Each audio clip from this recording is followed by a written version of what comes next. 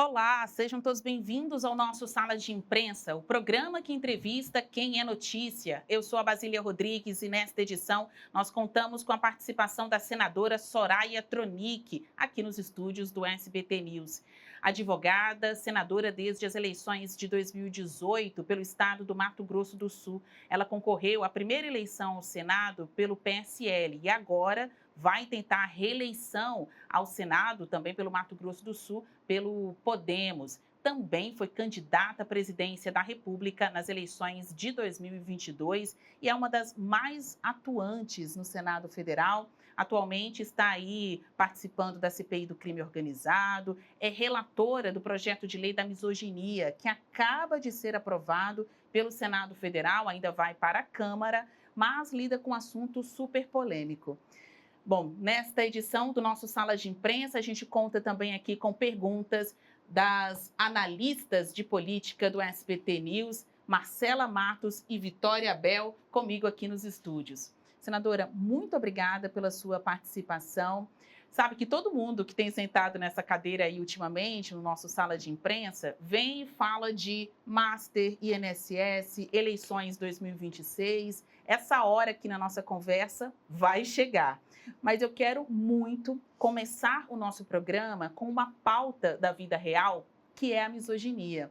O Brasil tem uma maioria de pessoas formada por mulheres, mulheres estas que são agredidas, violentadas fisicamente, psicologicamente por seus companheiros ou seus afetos e até mesmo chegam à morte. Há dados oficiais que mostram que, por dia, 4 mulheres são assassinadas no Brasil. E muito disso tem a ver com a violência doméstica. A senhora, como relatora do PL da misoginia, está enfrentando muitas resistências, mas pelo menos neste primeiro round de votação no Senado, o projeto passou, né? Primeiramente, eu gostaria de começar agradecendo ao SBT por este convite para participar do Sala de Imprensa. Agradecer, Basília, você, a Marcela e a Vitória. É uma honra para mim estar aqui.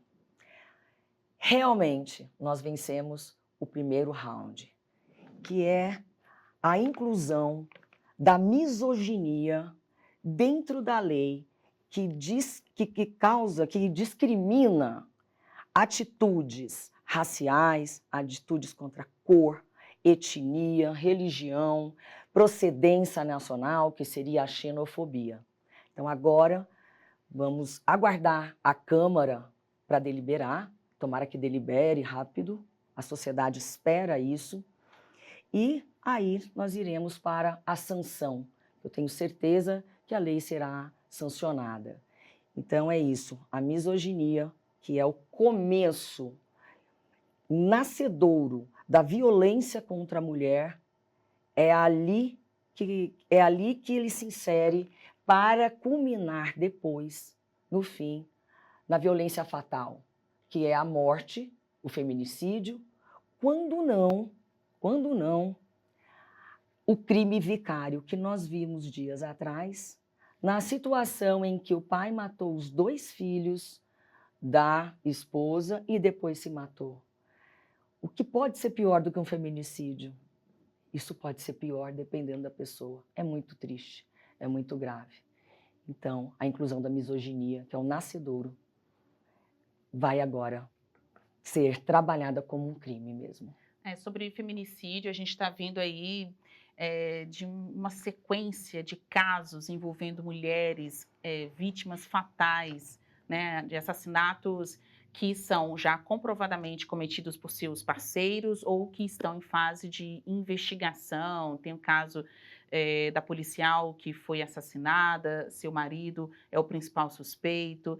Até inicialmente parecia ser um suicídio, mas não foi isso. A polícia já chegou a essa conclusão que foi um assassinato, de fato.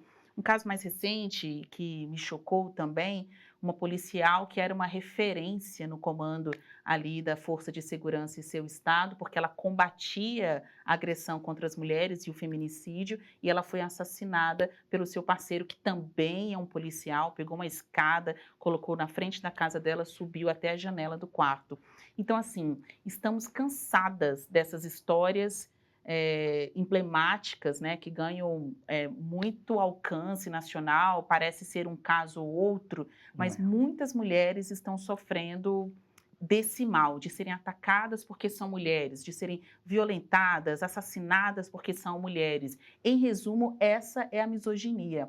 A novidade na lei que a senhora conseguiu aprovar há pouco no Senado Federal é punir mais gravemente essa lei, porque é chamado assim, equiparou a misoginia com racismo. É porque é uma lei que trata de várias discriminações, como a senhora muito bem pontuou, é que o racismo chama mais atenção, porque está na nossa Constituição ser imprescritível, inafiançável. Então, explica melhor para a gente isso, senadora, porque como existem movimentos apoiadores, existem também movimentos críticos e que distorcem as informações para tentar contaminar a população com um sentimento de ódio contra um projeto, ódio contra uma lei que quer combater justamente o ódio contra as mulheres. Então, dá para ainda dar bom dia para a mulher? Dá para elogiar a mulher? Explica para a gente o que tem e o que não tem nesse projeto de lei da misoginia. Bom, nós precisamos partir de conceitos bastante simples, mas que, infelizmente, nem mesmo os parlamentares se debruçaram sobre o tema para votarem. Então, na minha defesa, na minha exposição, eu trouxe conceitos basilares, como é o caso de o que é machismo, o que é feminismo, o que é feminismo e o que é misoginia. Importante destacar que o machismo tem por objetivo a supremacia do homem sobre a mulher. O contrário de machismo é feminismo e não feminismo. Então, o feminismo se sobrepõe, confronta com o machismo, que busca a supremacia das mulheres em detrimento dos homens. O feminismo, na verdade, apesar dessa raiz de fêmea, o que acontece? Qual é o critério do feminismo? É apenas a igualdade, a equidade, a isonomia entre os gêneros, entre homens e mulheres. Apenas isso, a busca da igualdade. E o que vem a ser misoginia? Misoginia é o ódio, é a aversão, a segregação da mulher. Então, vai passar a ser crime externar ódio e repulsa às mulheres. A lei não vai proibir ninguém de pensar, né? Quem quiser continuar misógino, e há homens e mulheres misóginos, que podem continuar pensando. O problema vai ser externar. Podem também externar, mas uma vez externado esse ódio, essa aversão, eles estão sujeitos, sim, a responder pela lei que é a lei de preconceitos contra a raça, cor, etnia, religião e xenofobia, enfim.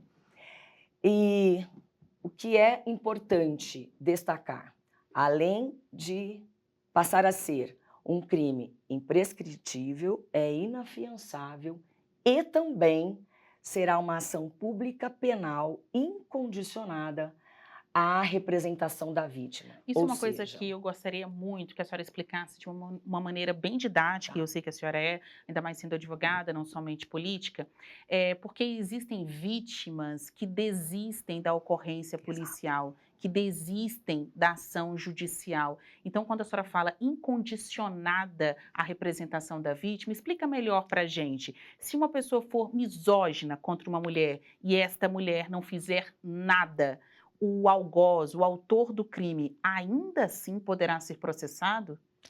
Poderá, desde que haja, de repente, testemunhas e essas testemunhas registrem um boletim de ocorrência. Uma vez registrado o boletim de ocorrência, o Ministério Público é obrigado a instaurar uma ação penal.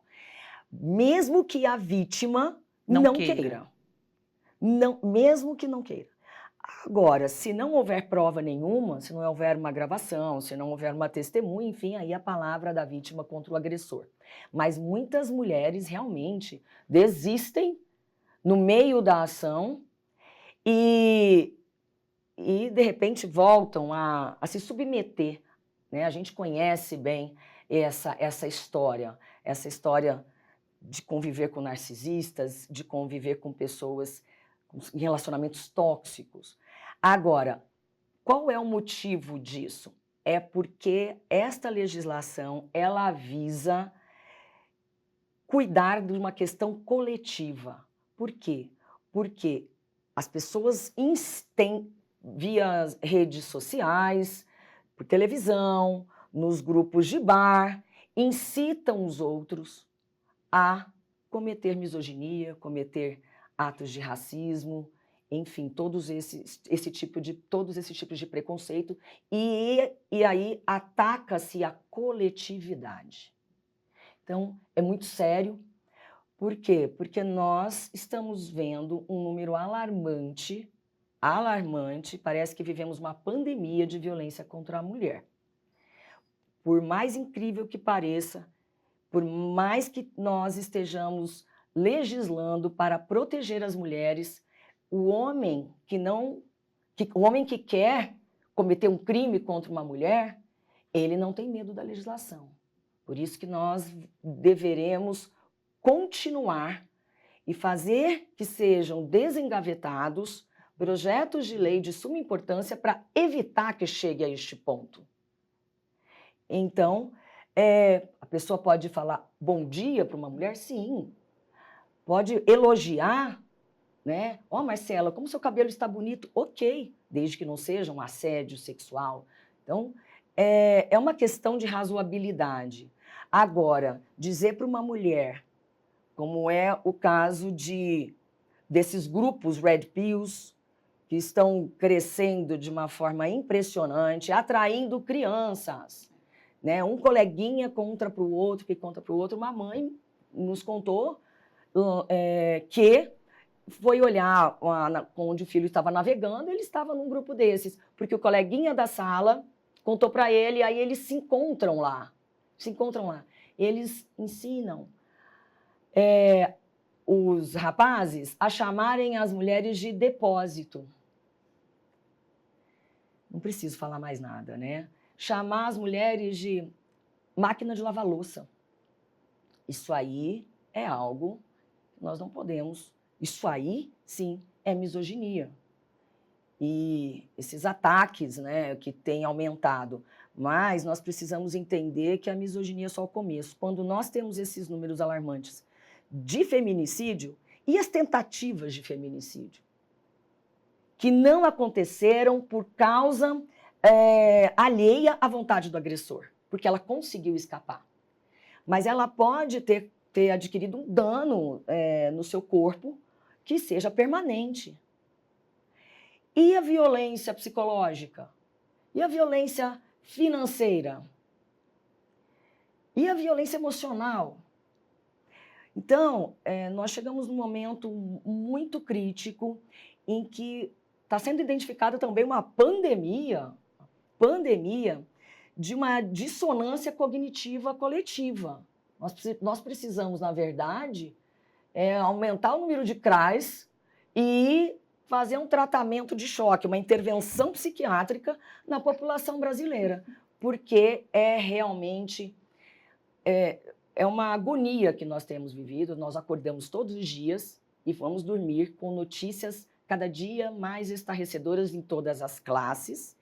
E o que mais me espanta é que a briga dentro do contexto político, a briga dentro do Congresso Nacional e a ojeriza ao nome feminismo é pior do que a ojeriza ao nome feminicídio. Nós estamos assim impressionados e eu vi a articulação dos parlamentares que são contra o projeto de lei, que acabaram votando no texto principal porque viram que a vaca já tinha ido para o brejo, porque eles não conseguiram, mas houve tentativa e eles votaram a favor de um destaque que eu não aceitei. Então, votaram contra, sim, mas estão manipulando a mente das pessoas. Agora, eu nunca vi tanto trabalho, tanto empenho para barrar um projeto de lei que trata disso, e ao invés de trabalharem em favor dos projetos de lei que realmente podam e têm o condão de parar realmente, de nos ajudar a acabar com essa verdadeira pandemia de feminicídios. A senhora foi super discreta ao falar dessas publicações, grupos em que tem jovens sendo ensinados a dizer para suas parceiras, amigas, enfim, que elas são depósitos, né? Claro que aqui a senadora ela foi muito educada, discreta, a gente não vai completar a frase. Às vezes alguém está passando aqui em casa ou ouvindo no carro o nosso programa e pode ter pensado, mas qual o problema de chamar uma mulher de depósito? Mas que não é só isso. A gente está falando de uma expressão utilizada com um cunho sexual, né? Como se a mulher servisse aos homens.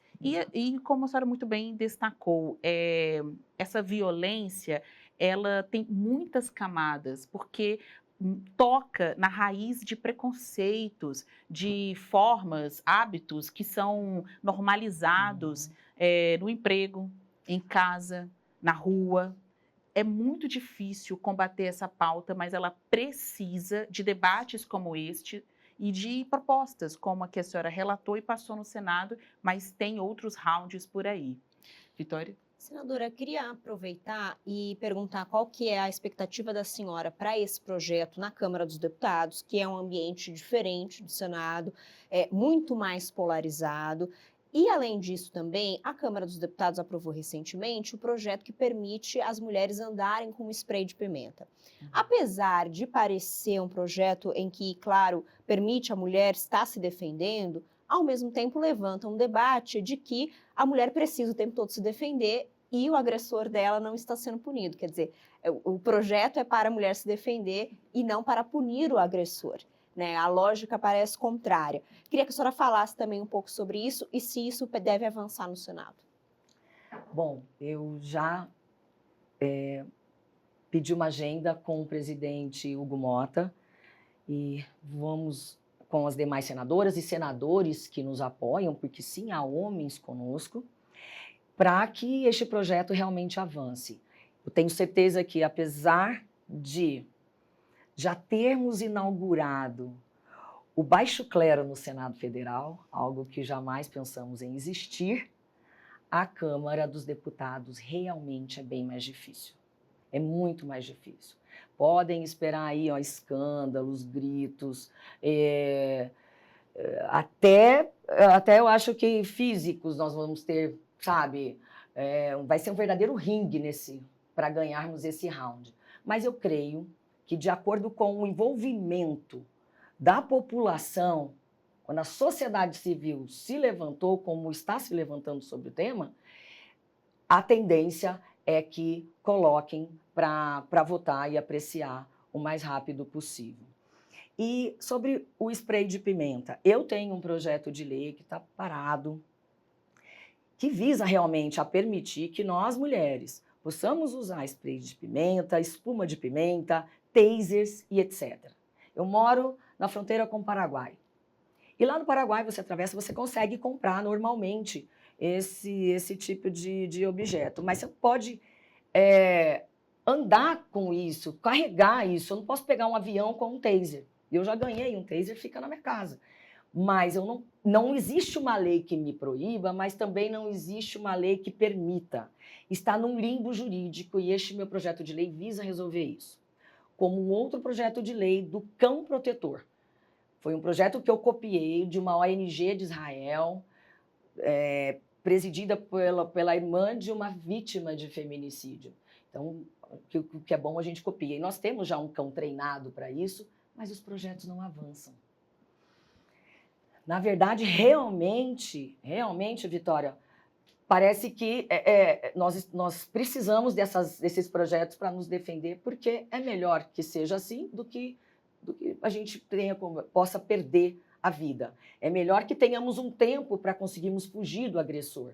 E eu fiz curso, eu fiz teste, eu conheci todo esse universo, que é o universo das armas não letais ou das armas menos letais. Porque você, pelo menos, consegue fugir.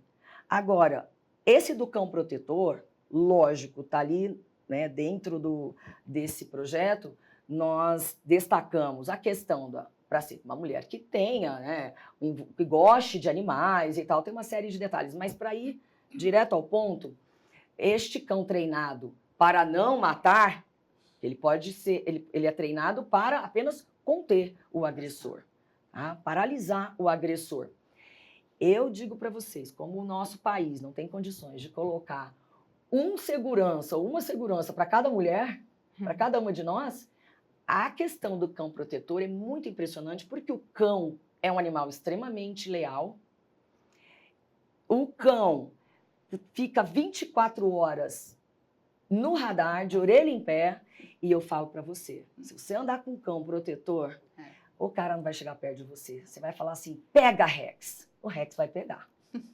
Pega Rex. Então, nós temos inúmeras formas. Então, eu gostaria muito que essa do spray de pimenta evoluísse, mas, infelizmente, não tem caminhado dessa maneira. Foi por isso que eu protocolei há um ano o PRS número 5 de 2025, e eu tenho aqui implorado para o senador Davi Alcolumbre para que coloque, para que despache logo este PRS, que é um projeto de resolução do Senado Federal, para que conste no nosso regimento interno a prevalência de tramitação de projetos que tratam de violência contra a mulher. Uhum. Eu gostaria até que eles trancassem a pauta.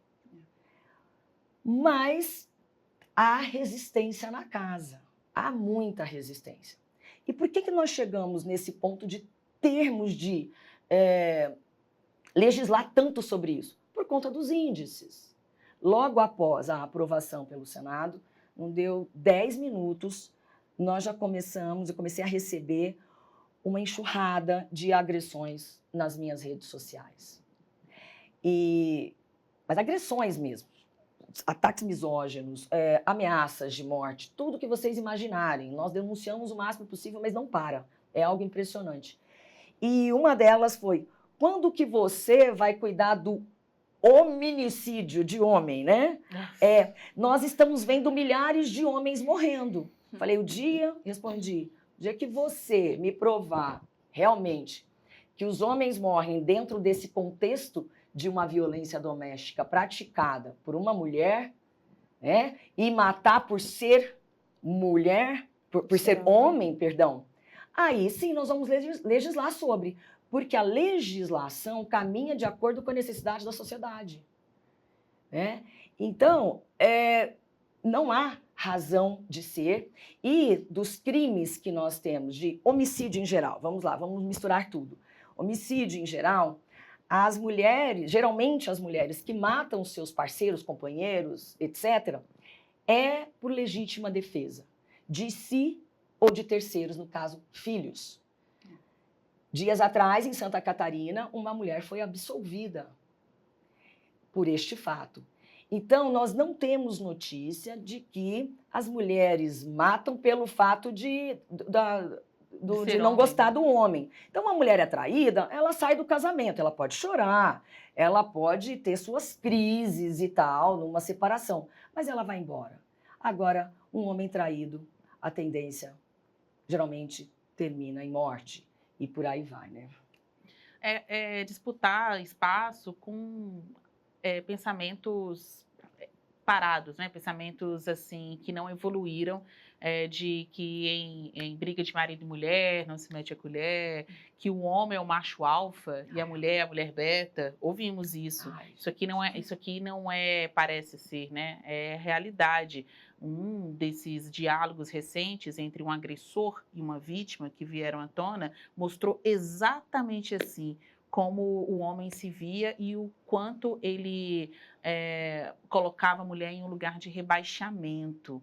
Então, a gente volta a falar e em vários momentos isso é importante destacar. Ninguém está inventando uma pauta, ainda que o termo misoginia seja uma expressão nova, sofisticada, né? Porque já existe o crime de homicídio, matar uma pessoa, tentativa de homicídio, tentar matar uma pessoa, mas matar uma mulher porque ela é mulher, por ódio, aversão, isso é muito novo na nossa legislação. E agora, a partir desse projeto, tem a tipificação da misoginia e essa equiparação com a lei dos preconceitos, né? Inafiançável, imprescritível, não é chegar na cadeia e pagar fiança para sair, não é deixar de ser julgado porque o crime prescreveu, não dá mais. E é esse o texto que ainda vai ser votado na Câmara dos Deputados. Marcela? Senadora, entre os exemplos de misoginia que a senhora citou, a senhora disse chamar uma mulher de máquina de lavar louça, de depósito. Só que isso, infelizmente, acaba sendo naturalizado, às vezes. E quem critica o projeto fala que ele atinge uma liberdade de expressão, que ele pode configurar uma censura. Então, são duas questões. Como que fazer, inclusive, um trabalho pedagógico para mostrar que tratar uma mulher desta maneira não pode ser considerado uma brincadeira? E, ao mesmo tempo, também, como que isso passa a ser compreendido não como uma censura, nem como uma liberdade de expressão, mas algo que deve ser introjetado como o não dizer, o não atacar uma mulher desta maneira? Bom, parte aí de uma questão cultural, uma questão de educação. E, neste quesito, nós estamos atrasados, nós temos de correr atrás do prejuízo, infelizmente. Agora, precisamos, sim, entrar numa seara que também é objeto de muita discussão ideológica. Como tratar das crianças nas escolas? Como ensinar esse tipo, como dar aula sobre isso? Então, uns dizem que seria doutrinação, que vai dar aula de educação sexual para a criança. Não, eu não quero que vocês cuidem dessa parte que seria a parte dos pais. Só que, infelizmente, nós vivemos em sociedade.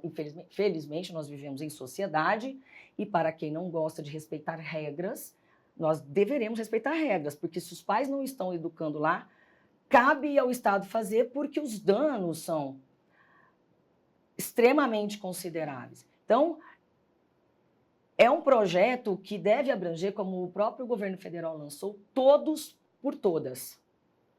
E todos os poderes juntos. Por quê? Porque por mais que a gente faça, no meu caso, o que aconteceu? Em 2019, a Secretaria de Segurança Pública do Mato Grosso do Sul me pediu uma emenda para instalarem 10 salas lilás no estado. Ok, enviei a emenda, já tenho 7 anos e meio de mandato. Até hoje eles não executaram. Não sei o que eles fizeram com o dinheiro. E dias atrás eu tive de ser muito firme, apesar de me dar muito bem com o governador e tal. A minha situação é com esta exata secretaria. Onde estão as salas lilás? Sendo que o Mato Grosso do Sul sempre está aí na dianteira dos crimes de feminicídio. Então, se nós não temos uma estrutura, uma engrenagem que trabalhe em harmonia, fica difícil. Esse é um dos casos, não dá para eu tratar de todos aqui. Mas o Poder Executivo, nós temos que estar todos de mãos dadas para a gente tratar disso. Agora, é algo realmente que impacta e algo que precisa também ser dito. Nós não estamos legislando só para as mulheres. Nós estamos... Isso aqui também não é um assunto de mulherzinha. Isso aqui não é mimimi. Isso é um assunto de direitos humanos. Mães salvam filhos. Quando uma mulher é morta, você destrói uma família inteira. O pai dela, a mãe dela, todos. Os filhos, os amigos, todo o entorno. Além do drama e do medo que você incute na mente das mulheres que vivem hoje. Nós temos medo de andar na rua. Nós morremos de medo de andar nas ruas. Então, nós estamos falando de algo que é para todos. Não é a supremacia da mulher, a mulher está sendo super protegida como esses grupos, né, que odeiam mulheres, apesar de serem hétero, né? Tem uma série de questões e de conceitos aí, às vezes mal interpretados. Pode ser hétero, pode ser mulher, mas também mulheres odiando mulheres. Então, é gravíssimo o que a gente vem passando, difícil também de elencar. Agora, o que eu costumo dizer, que a liberdade de expressão, que é uma cláusula pétrea, inserida no artigo 5º da nossa Constituição, a liberdade religiosa, enfim, ela termina onde começa o Código Penal. Nenhum direito é absoluto no nosso país, nem mesmo a pena de morte que a gente pensa que não existe em tempo de guerra é possível, numa certa ocasião. Nenhum direito é absoluto. E quando eu tenho direitos coletivos se sobrepondo a um direito individual, o que vai prevalecer? O coletivo.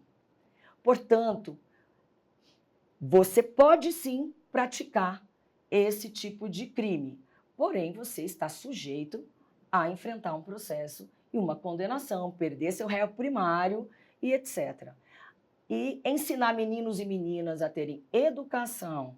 Eu acredito que a partir disso, porque até mesmo a literatura, os livros pedagógicos, eles começam a aparecer por conta da necessidade da população. Mas há algo muito importante a ser dito. São os professores, são as merendeiras, são as pessoas da escola que também conseguem identificar crimes que estão acontecendo de abuso sexual infantil, que acontece geralmente dentro de casa. Nós precisamos ensinar nossas crianças o que é um toque,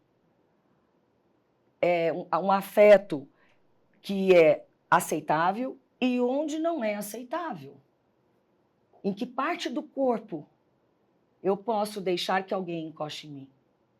Certas partes são só minhas. Então, isso tem que ser ensinado, porque o número de vítimas, meninos e meninas, é imenso. É imenso.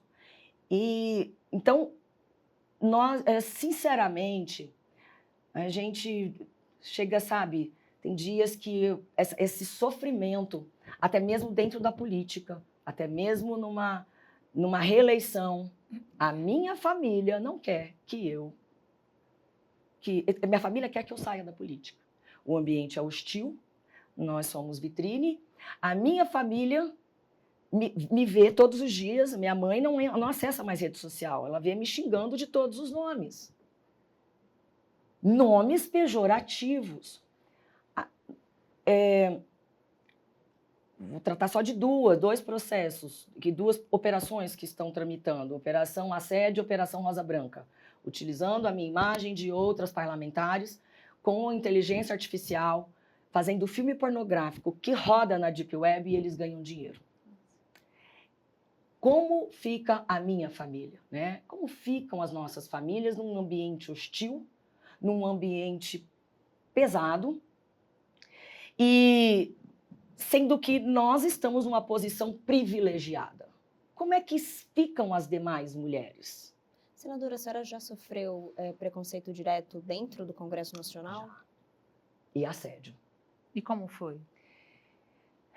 Olha, quando eu cheguei na política, quando eu cheguei no Congresso, eu achava que eu estava naquela ala que, não é tanto assim, isso aí está sendo muito mimimi, essa história de feminismo. E aí eu fui me debruçando sobre o tema. Hoje eu entendo, e eu mudar de opinião é algo que eu faço mesmo. Eu não tenho problema com o erro, eu procuro acertar, e se hoje eu tiver uma opinião, amanhã outra, eu vou assumir.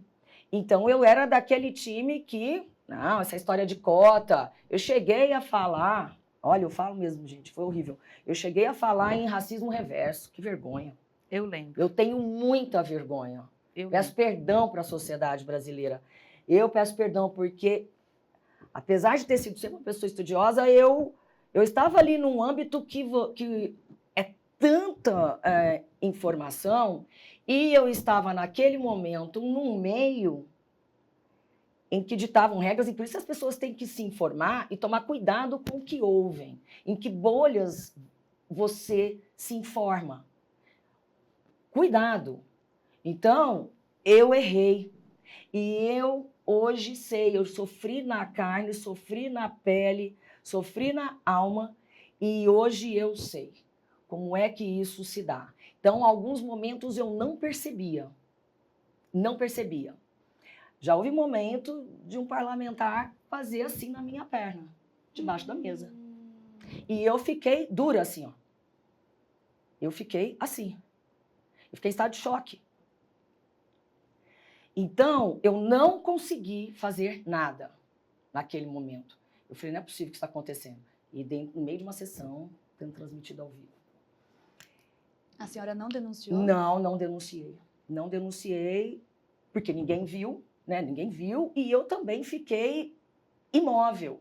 E eu preferi não tratar disso, porque qualquer questão que aconteça, tudo vira um grande escândalo. E aí eu engoli seco, como muitas mulheres engolem, tá? Engoli seco, porque se tivesse passado disso, de repente eu faria. Mas eu vi o quão frágil nós somos. Como nós não estamos educadas para isso. Quando acontece com a gente é diferente, né? E aqui, senadora, na condição de vítima, né, de uma situação como essa, a gente não tem que ficar questionando por que você fez ou não fez determinada atitude, né? Porque o errado é o algoz.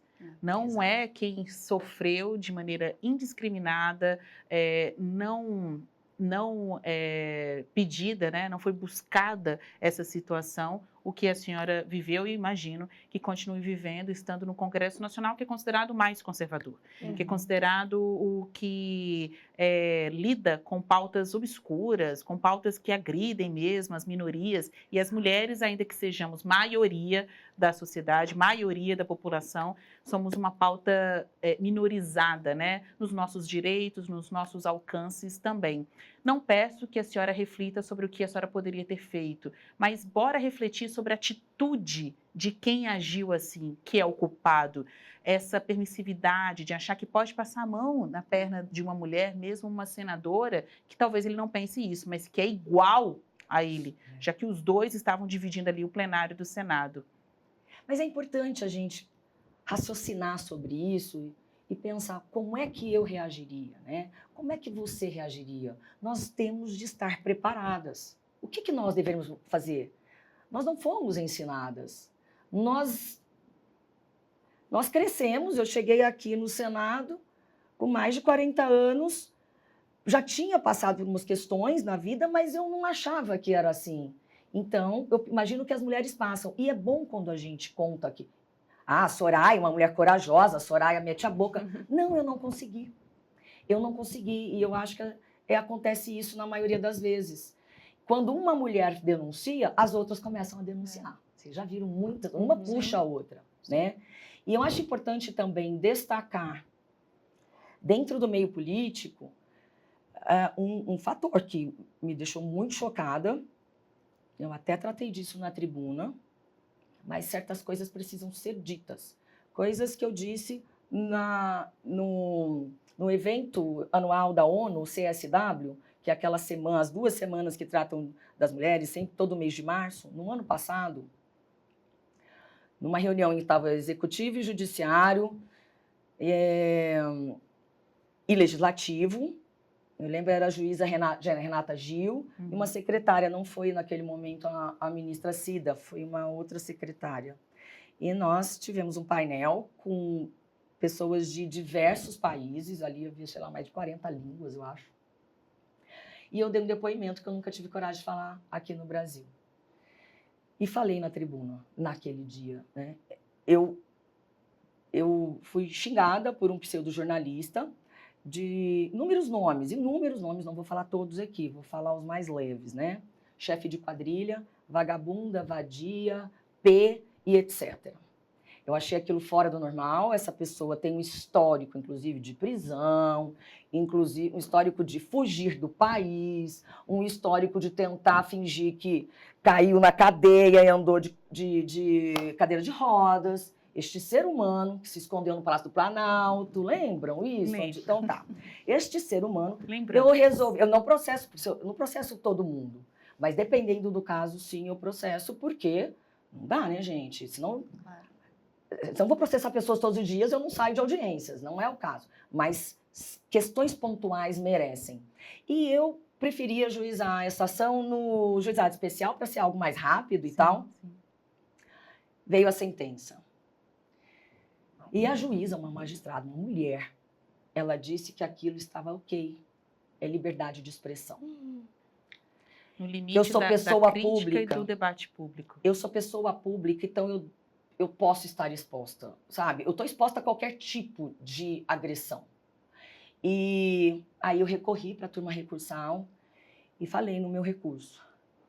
E falei com um dos magistrados o que foi relator, fui despachar e falei assim para ele, falei, doutor, a minha vontade, sinceramente, é ir para a televisão, é ir para a rede social, é subir na tribuna e dizer para esta mulher que ela é uma vadia, que ela é uma vagabunda, que ela é uma P, que ela é chefe de quadrilha.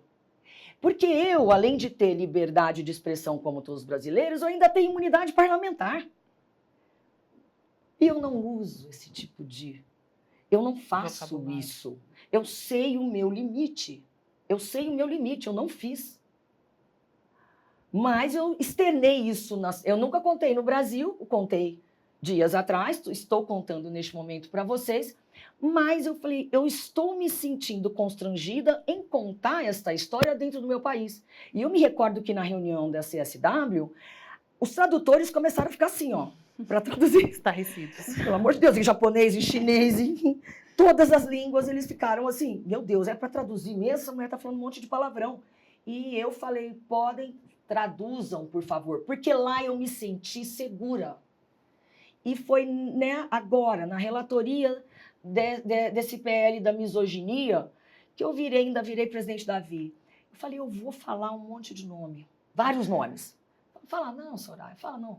E aí eu brinco, se alguém quiser rever lá, eu fui com as colegas e falei, eu vou falar, porque a gente tem que... Não é ser agressiva, é falar a verdade. É a verdade nua e crua. A senadora Ana Paula foi para a tribuna e falou a mesma coisa. Portanto, é daqui para pior. E nós sofremos isso todos os dias. Mas só para concluir o projeto de lei da misoginia, né, Marcela? Teve voto de direita, esquerda. A que a senhora atribui isso? Exatamente, para complementar a Basília, inclusive o senador Flávio Bolsonaro, que é candidato à presidência da República, acabou também votando favorável ao projeto, só que isso acabou causando descontentamento ali na base política dele. Ele foi muito criticado por causa disso. Mas tem um fator que as mulheres compõem a maior parte do eleitorado brasileiro. A senhora viu um apoio genuíno, já que esse projeto foi aprovado de uma maneira unânime? Foi um apoio genuíno ou há também um certo oportunismo político em relação a essa votação? Bom, com toda sinceridade, houve sim um oportunismo e também uma desinformação para a população acerca dessa votação. Para começar, esse projeto de lei 896 foi protocolado em 2023. Nós estamos agora em 26 e durante toda a tramitação, porque passou por 3 comissões, ele sempre foi podado e sempre pediam vista e sempre uma briga enorme. Quando eu relatei ele na CCJ, eu tive um embate muito grande, que até viralizou, com o senador Jorge Seife, que ele falou que ninguém pratica misoginia no Brasil, que ele não conhece. O nosso debate foi pesado, mas eu consegui, apesar dos votos contrários do general Mourão, de Sérgio Moro, naquele momento, acredito, foram essas pessoas, não me lembro o placar do texto base. Quando este projeto foi para o plenário, eu também fui designada a relatora, então nós iríamos votar o texto base e uma emenda feita por eles, que eu não acolhi, porque ela dava uma abertura muito grande numa interpretação e tirava o escopo do projeto. Quando eu não acolhi, vou ter que tratar de questões técnicas, claro. Mas quando eu não acolhi, o senador Carlos Portinho fez um destaque. Então, esta emenda, o que eles queriam era realmente acabar com o projeto. Eles acabaram votando no texto base por unanimidade, porque perceberam que não ia ter jeito mesmo. Agora, nesse exato destaque, que era o ponto-chave do projeto, foi aí que eles votaram contrário. Tanto que a senadora Damares acabou votando contrariamente, e o mais interessante, e isso me choca, sabe? É que só ela apanhou na rede social. Só ela. Olha a misoginia contra uma mulher. Ela serviu de cortina de fumaça e protegeu, levou nas costas todos os homens. Todos os homens. Caiu tudo nas costas dela. Então, ali, realmente, eles não estão sendo fidedignos, não existe essa questão de apoiar mulheres. E vocês aí, ó, abram os olhos, porque o Bolsonaro, inclusive, votou contra a garantia de cadeiras femininas que nós votamos no Senado Federal, quase por unanimidade, em 2021, para a eleição de 22. Passou e foi enterrado, engavetado na Câmara, mas as duas únicas pessoas que levantaram a mão contra esse direito nosso foram o senador Girão e Flávio Bolsonaro. Está nos anais da casa. Então, é bom destacar que nós não queremos o lugar dos homens. Nós só queremos o nosso lugar. E 50% das cadeiras são nossas. Há pessoas sentadas lá, né? E não somos nós. Senadora, por falar em Flávio Bolsonaro, a senhora se elegeu em 2018 na esteira do bolsonarismo e hoje a senhora já tem críticas severas a Jair Bolsonaro e está indo já para um campo mais lulista.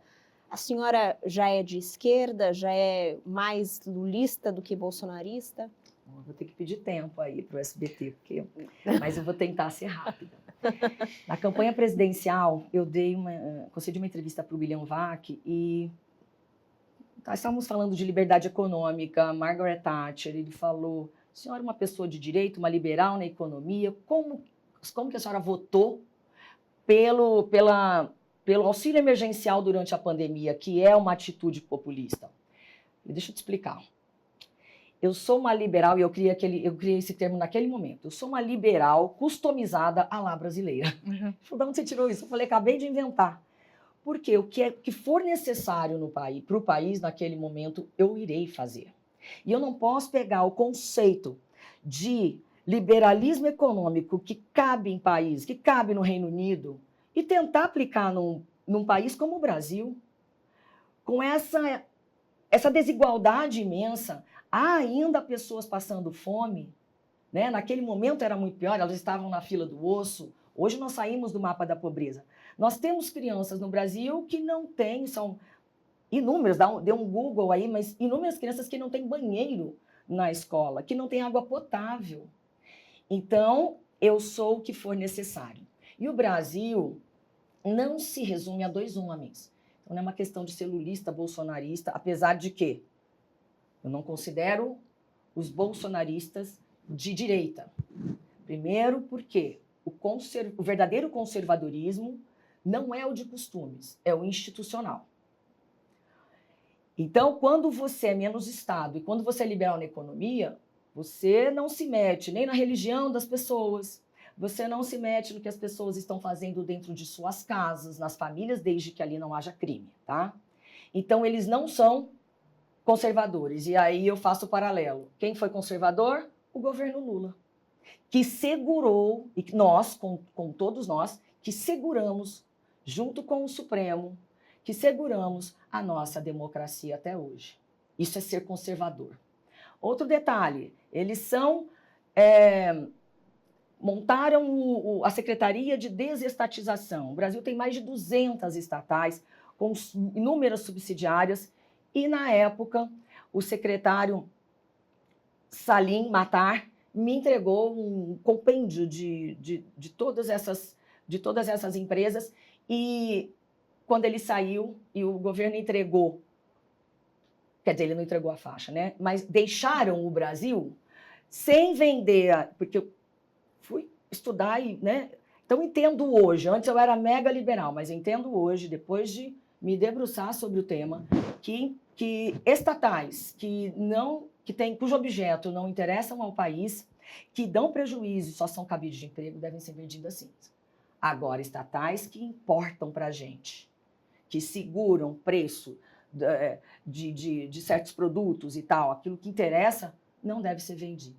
Portanto, eu caminho dentro dessa necessidade e sou capaz de me apegar ou desapegar de um conceito para que eu possa trabalhar em favor do país. Continuo sendo uma liberal na economia, mas com muita responsabilidade, porque isso aqui não sou uma anarquista, né?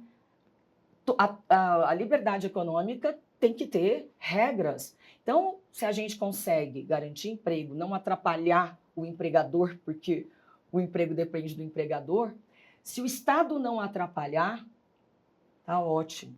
Mas entendo que também o Estado ele tem que ser o Estado necessário. Não é Estado mínimo, não é Estado ausente, é o Estado necessário para a população num determinado momento. Então, é nessa linha que eu vou. Na campanha presidencial, novamente utilizando, as pessoas me perguntavam, Soraya, você é Lula ou Bolsonaro? Aí eu falava, muito prazer, meu nome é Soraya Tronic, eu sou Brasil. Eu sou Brasil. E eu creio que há campo para que nós possamos trazer essa nova geração, abrir a mente das pessoas, para que nós não reduzamos o país a dois homens. O homem é passível de erro, os seus princípios não. A questão do combate à corrupção foi essa questão que me atraiu no governo Bolsonaro. Eu era lavajatista. Isso foi um escárnio. Este homem é conservador? Pintou um clima com meninas de 14 anos. Isso é ser conservador? Quem disse isso? Dê um Google, vocês. Isso não é conservadorismo. Então, essas pessoas que ficam falando Deus, Pátria, Família, um lema também, se forem buscar da onde tirar esse lema, vocês também, senão a gente não vai conseguir tratar de tantos assuntos. Mas ali eu vi que era tudo uma mentira. E a questão da corrupção é algo inerente ao homem e não uma questão de direita ou de esquerda. Porém, agora, pela primeira vez, eu vejo uma Polícia Federal atuando sem ser no cabresto. E, então, o que eu considero? Eu considero que o bolsonarismo é uma seita, é algo à parte. A direita perdida, a esquerda agindo muitas vezes como direita, eu acredito que nós não precisamos colocar, sabe, tudo dentro de caixinhas. Porque eu desisti de fazer isso. Porque às vezes eu estou aqui sendo liberal, mas em outro ponto eu entendo que o Estado tenha que atuar. Então, eu acho que essa flexibilidade, essa capacidade de você entender o momento, entender as peculiaridades da sua população e do seu país é que são importantes. Como a senhora tem conversado com o seu eleitorado no Mato Grosso do Sul? Porque a senhora vem de um estado que é mais conservador, mais à direita, e o perfil de político que a senhora traça, né, a senhora descreve aqui para a gente, é uma Soraya Flex. É uma Soraya que já passou pela eleição de 18, de 22, que chegou ao cenário político mais alinhada ao ex-presidente Jair Bolsonaro, Soraya lavajatista, depois a sua compreensão de vida e política foi mudando de acordo com a sua convivência com essas pessoas, de direita, de esquerda, quem está no poder, quem quer estar nele. Como a senhora tem conversado com o eleitorado do Mato Grosso do Sul? A Soraya Flex vai colar agora em 2026? Olha, eu costumo dizer que é incrível como a gente realmente muda, pode mudar, e eu sempre fui muito eu. Eu não tenho um estereótipo de falar como aqueles parlamentares. Existe um estereótipo de político. Eu não sou assim. E eu tenho muita entrega de trabalho, de emendas. Eu sou a campeã de entrega de emendas no meu estado. Os 79 municípios têm a minha marca, têm a minha digital. E eu trabalho tanto para a agricultura familiar quanto para o agroempresarial. Este que me rejeitou por um tempo, eu sou a que mais ajuda. Eu sou a que mais ajuda. Então, eu confio na entrega e no que eu tenho para contar. E em todos os números que eu tenho, as informações que eu tenho, eu vou continuar sendo eu. Eu cheguei aqui sendo Soraya e sendo sempre parceira de quem quer ajudar o Brasil, de quem quer ajudar o Mato Grosso do Sul. Eu não vou mudar. Se tiver de ser, será. E se não tiver de ser, que nunca venham reclamar para mim. Porque já aconteceu de eu lançar candidaturas para a prefeitura em certos municípios, aí meu candidato ou minha candidata não serem eleitos, e aí a pessoa vem, ai, mas que horror, você viu? Eu falei assim, culpa de vocês. A culpa é de vocês. Então, eu quero que o município, vocês aí, podem reclamar à vontade. Vocês tinham opção. Eu sou uma opção totalmente viável, de uma conduta ilibada e de entrega de trabalho. Agora vai das pessoas entenderem, porque eu não faço questão de modular, eu não sou flex no meu discurso para agradar eleitor ou não. Eu falo o que eu penso e o que eu devo falar. Porque a verdade é uma luz que você pode apertar ela o tanto que for, ela vai escapar. Você pode enganar muita gente por muito tempo, mas você não engana toda gente por todo o tempo. A verdade aparece. Então, flex mais ou menos, porque o que eu tenho que falar, eu falo na lata. Mas, senadora, só uma perguntinha. A senhora vai subir no palanque do Lula na eleição deste ano? Olha só, por incrível que pareça, eu sou o segundo voto, né, do presidente Lula.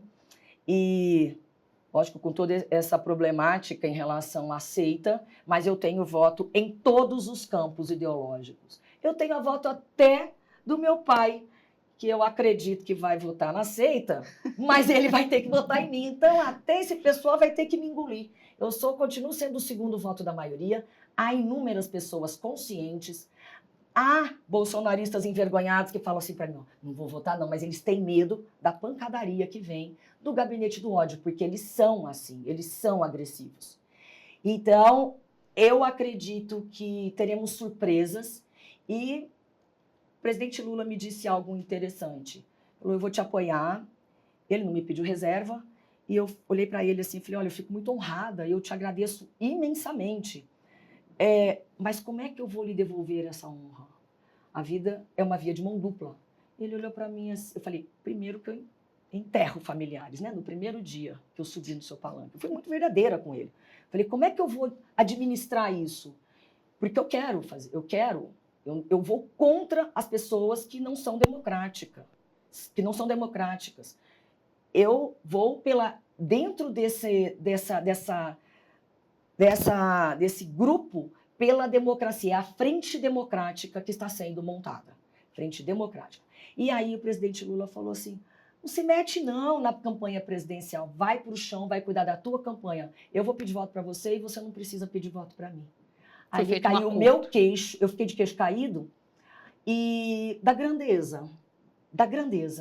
Falou, vai cuidar da tua campanha, eu preciso de você reeleita, que você vai ajudar a segurar a democracia, porque senão nós teremos o que pode acontecer é um golpe parlamentar, caso eles ganhem a maioria, porque hoje nós estamos vivendo por um voto de Minerva. Está muito difícil sobreviver com as nossas votações.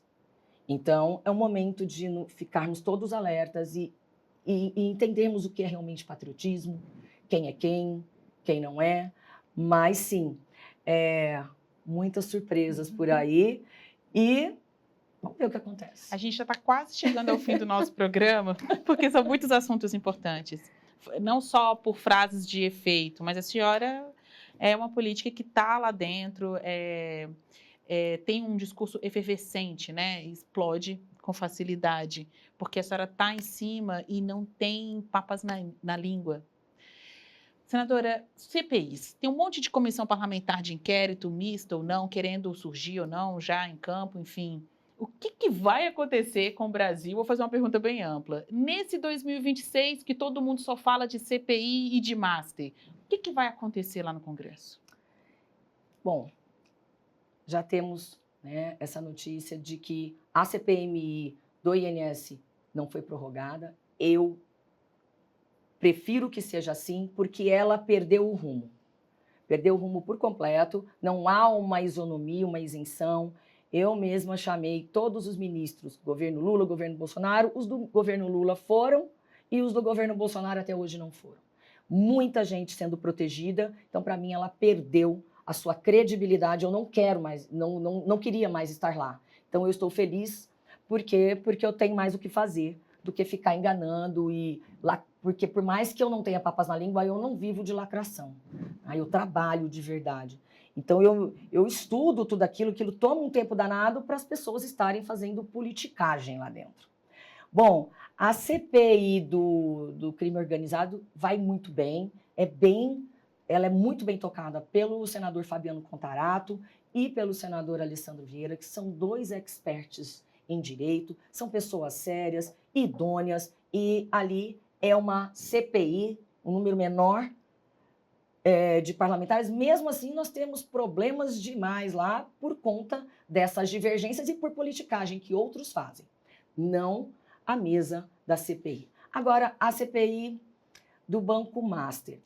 Ou a CPI também do Toga Master, que é essa outra ideia de comissão para investigar as relações de ministros do Supremo Tribunal Federal com o Master. Se a senhora puder responder assim? Olha só, eu sempre fui uma pessoa que gosta de participar de CPIs, eu gosto desse tipo de investigação, e muitas vezes E o público dizem, gosta também de assistir a senhora nas CPIs. E o que acontece? Quando as pessoas são contra a abertura de CPIs, eu explico o seguinte: um processo judicial e um inquérito policial, eles tramitam geralmente, majoritariamente, em segredo de justiça.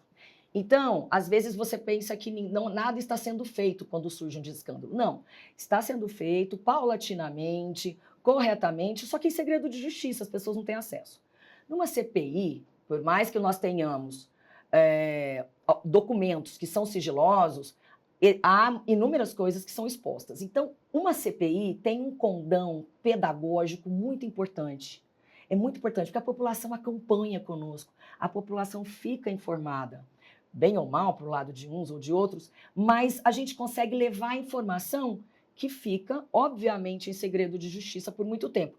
Quando as pessoas caem em si, já veio simplesmente a sentença. E aí nunca ninguém leu nada e fala que não tem provas e não sei o quê, fica nessa briga. Então, é importante as pessoas acompanharem a política. Eu acho que ali é um ambiente que dá para quem quer aprender, consegue aprender bastante.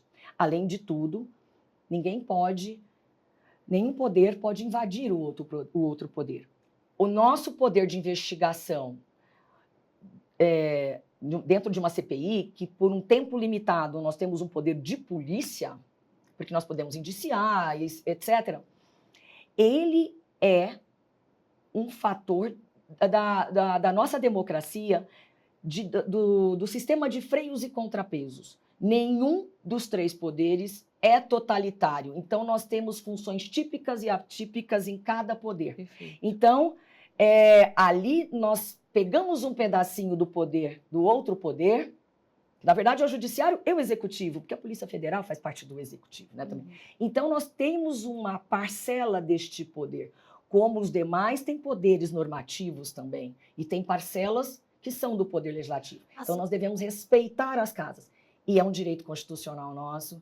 Então, por isso eu acho importante também. Vocês já descobriram algo de relevância extrema na CPI do crime organizado relacionado ao caso Master? Olha, sim. Eu confesso que quando os documentos foram trancados na sala cofre, muitos documentos pertencem, até tem compartilhamento, porque os assuntos se cruzam. E eu esperei chegar, nós ficamos um tempo sem ter acesso a muitos documentos. E quando tivemos há pouco esse acesso, o número é imenso. Apesar de que, até na questão do Banco Master, são mais de 30 tera. Chegou menos de 1 tera para a gente. E depois foi retirado das nossas mãos novamente. E nós não tivemos condições ainda de tocar isso. Mesmo porque, até mesmo a contribuição que a Polícia Federal, que o Ministério Público entregam em nossas mãos, inclusive da leitura de RIFs, da interpretação dos relatórios de informação financeira e etc., isso fica mais voltado para o relator. Eu tinha todo esse aparato durante a relatoria da CPI das Bets, né? Então eu estava muito focada. E na CPI do crime organizado eu entrei há pouco. Eu já peguei o bonde andando. Então, eu agora que estou me envolvendo com ela, mas nós tivemos esse problema de falta de acesso a provas. Bom, acho que eu vou fechar aqui o nosso programa perguntando sobre a CPI das Bets, que foi super popular, né? Tumultuou a vida de vocês ali na política e levou muita explicação para quem acompanha a política, quem acompanha o noticiário, o lado negativo do jogo, o lado ruim de algo que estava ali nos celulares, até de crianças, mas que por trás disso também tem dinheiro do crime, né? Do crime organizado. Como é que a senhora une essas pontas? Crime organizado, bets, esse ano de master, enfim. É uma forma de lavar dinheiro. Então, o crime organizado tem um espectro muito amplo. Tanto que, a princípio, eu fiquei preocupada porque com a CPI do crime organizado, porque o crime organizado está em todos os lugares. Está na Faria Lima, está dentro da favela, está dentro da comunidade, está dentro da política. O crime organizado está infiltrado em todos os lugares. Então, é complicado você delimitar. E o relatório trouxe, além de indiciamento de pessoas, de 16 pessoas, trouxe também cerca de 17 propostas legislativas. Foi a primeira vez que, em 10 anos, um relatório é reprovado. O meu relatório foi reprovado por um voto. E isso me agradou sobremaneira. Por que me agradou? Primeiro que não tira... Nele não anula a investigação que foi feita. Uma vez que eu tenho acesso a provas e a indícios de crime, eu já entreguei esses relatórios. Passando ou não, eu entreguei nas mãos da Polícia Federal, do Ministério Público e do Judiciário. O relatório foi. A notícia crimes chegou para quem tem o dever de agir. Então, nada me impede. Algo que foi muito importante, havia ali parlamentares envolvidos com as bets e fazendo de tudo para atrapalhar. Inclusive, me caluniaram. Então, quem me caluniou hoje está bem enrolado na justiça, mas muito enrolado. A verdade, né? Não tem escapatória. Então, aquilo, no final, me agradou, porque além de ter chamado a atenção, nossa, não passou o relatório. Chamou a atenção, aquilo veio à lume. Por que não passou? Então, existe ainda muita proteção para donos de bets, que eles compram, não compram todos, mas compram muitas pessoas. Um detalhe, que os jogos eletrônicos ainda continuam com as características infantis, que tanto se falou. O governo federal, a Secretaria de Jogos e Apostas, tem que trabalhar com mais afinco. Eu consegui agora inserir, né, foi uma proposta minha, inserir ali dentro do lucro deles e tal, uma parcela que deve ser destinada às escolas federais, institutos federais. Isso foi uma briga minha e, graças a Deus, agora vai acontecer a partir do ano que vem. Mas eu sou contrária ainda à baixa taxação, considerando que o cigarro é 260%, que o álcool é de 62% a 68% de taxação. E aí ficou em 13%. Não conseguimos aumentar nem para 18%. Eu ainda persisto, porque este problema, apesar da CPI ter acabado, o problema só aumenta. Eu estou acompanhando e este assunto não acabou, não está resolvido e ainda me preocupa. E tem gente ali que lava muito dinheiro, disfarça de uma coisa, disfarça que vende certos produtos, mas ali é um dinheiro muito pesado. Então, ali nós identificamos também envolvimento com crime organizado, lavagem de dinheiro, que já está na mão da CPI do crime organizado. O que foi apurado na CPI das bets. Bom, é muito complexo, mas que bom que tem gente no Congresso investigando, né? A gente, então, vai voltar a falar muito sobre INSS, Master, bets e crime organizado. Ponto final no nosso Sala de Imprensa. Nesta edição, nós contamos aqui com um time de mulheres do SBT News, Marcela Matos, Vitória Abel, nossas analistas de política. Senadora, muito obrigada pela participação do nosso Sala de Imprensa. Esteja sempre convidada, porque a senhora é cheia de pauta, é tudo que a gente gosta aqui. As perguntas não param também. Obrigada. Eu agradeço imensamente, é uma honra para mim participar desse programa com vocês, com mulheres tão incríveis e mulheres que sabem tratar de política, de economia, inteligentíssimas e belíssimas. Porque sim, podemos ser tudo e muito mais, né? E então, Até a próxima. Obrigada. E terá. Para vocês que estão aqui conosco no SBT News, continuem, porque tem muito mais notícias, bastidores, análises e ótimas entrevistas. Até mais.